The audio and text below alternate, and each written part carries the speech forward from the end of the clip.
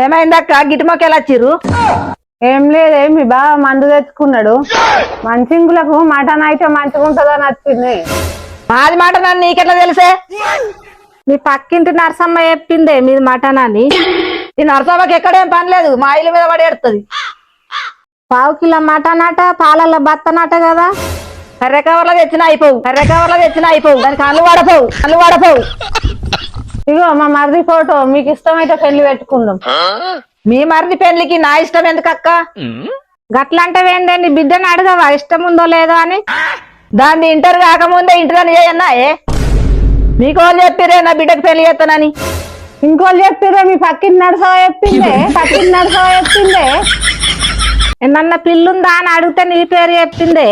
దీని ఇంట్లో పీనికెళ్ళా దీని మూత మూసినదా దానికి నోరు ఉందని నోటికి వచ్చినట్టు వాగుతుంది అక్క.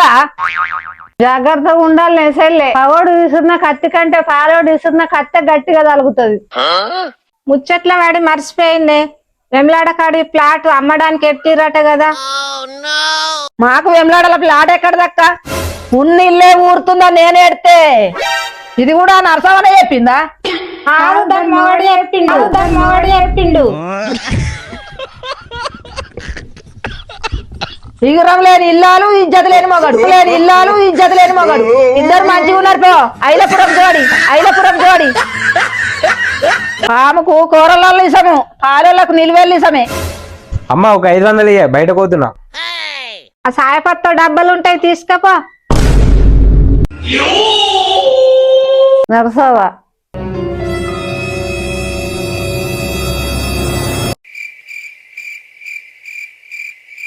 నరసవా నిన్ను నరుకుతానే.